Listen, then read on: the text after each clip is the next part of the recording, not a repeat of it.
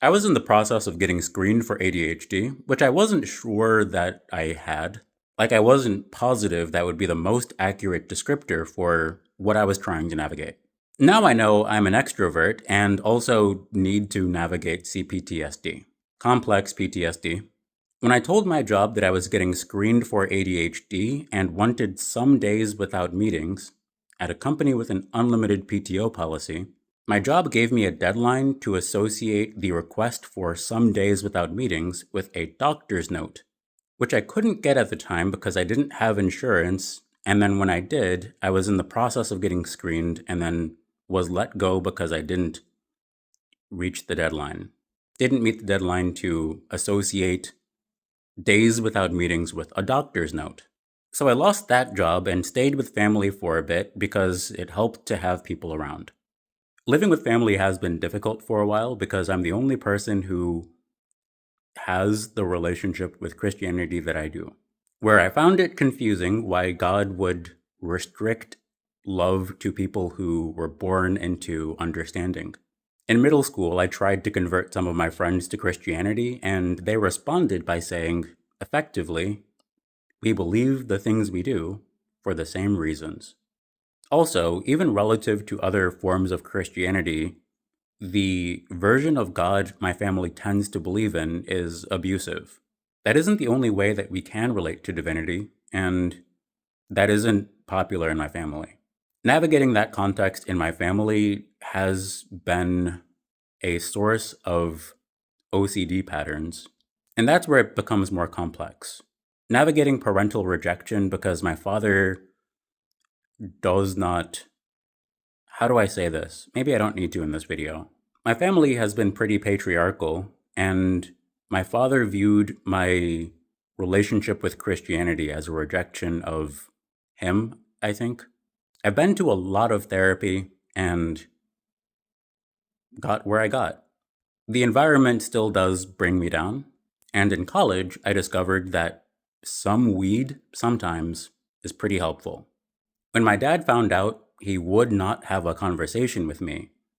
When I recognized that he was going to escalate, I tried to leave.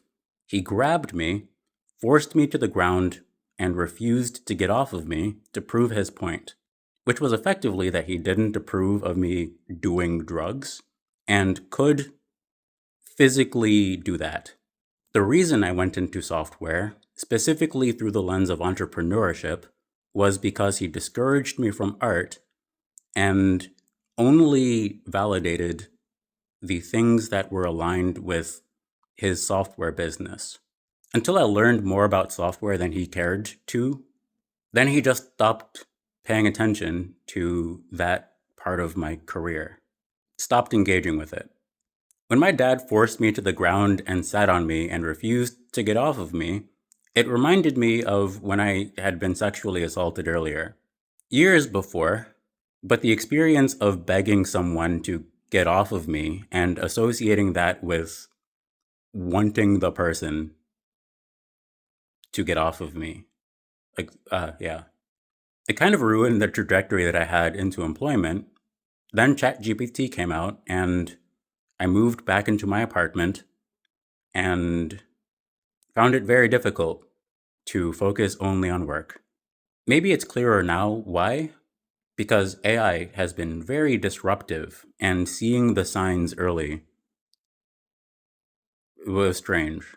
While I was still in my apartment, I spent that time drawing with people, and I really do appreciate that time, but I can't show that artwork because all of my stuff is in storage. It has been since 2023.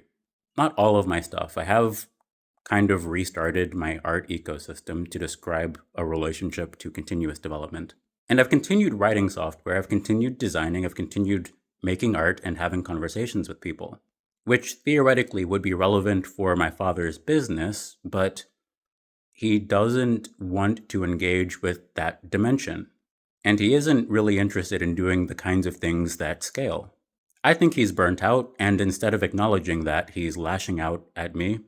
And it feels like he'd rather not accept responsibility for the ways that he specifically undermined my confidence Now it's hard to smile in videos, and when I've had conversations that have been interrupted, it's harder to enter those conversations with the optimism that they can go well.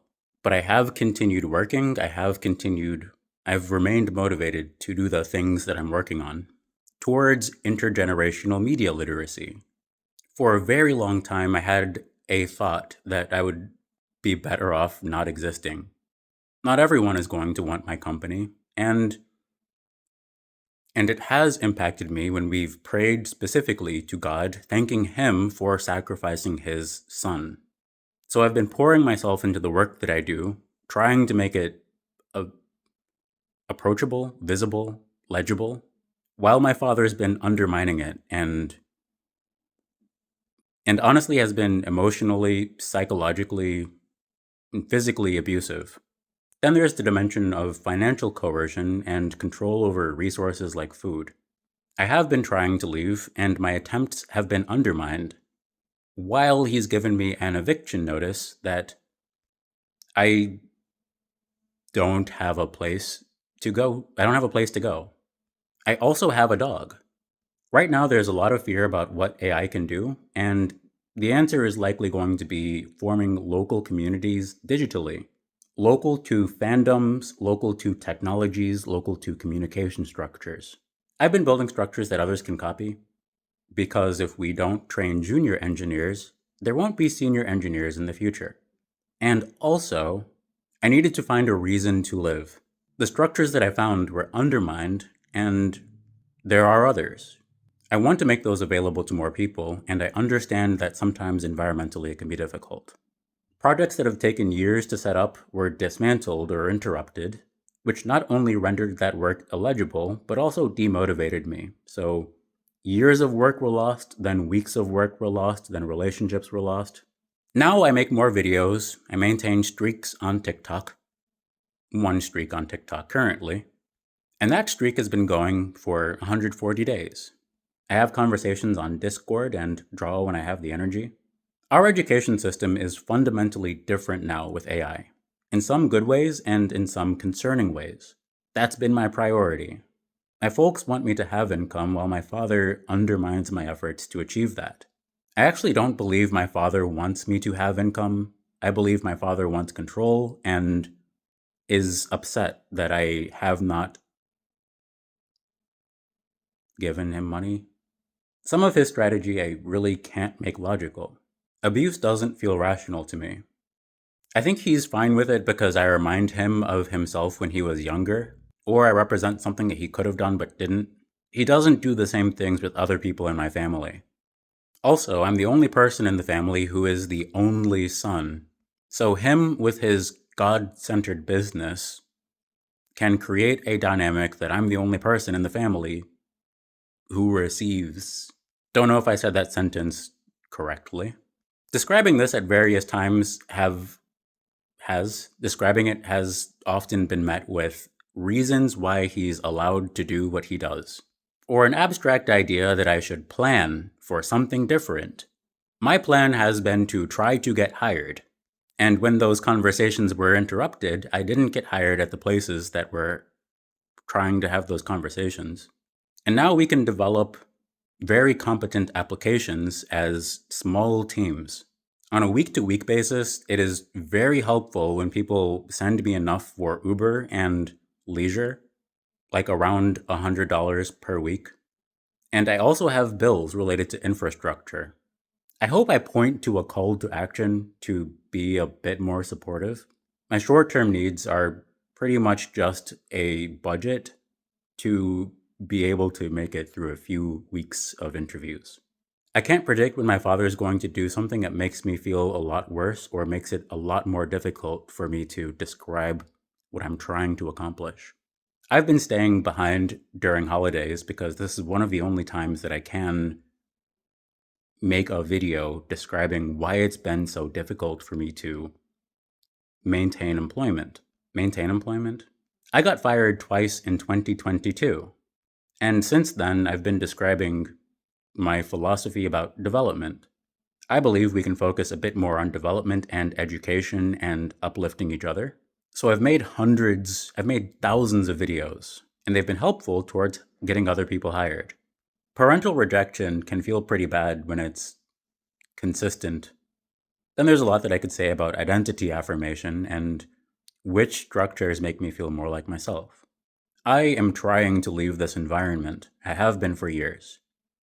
Please help in the ways that I'm describing would be helpful. Cheers.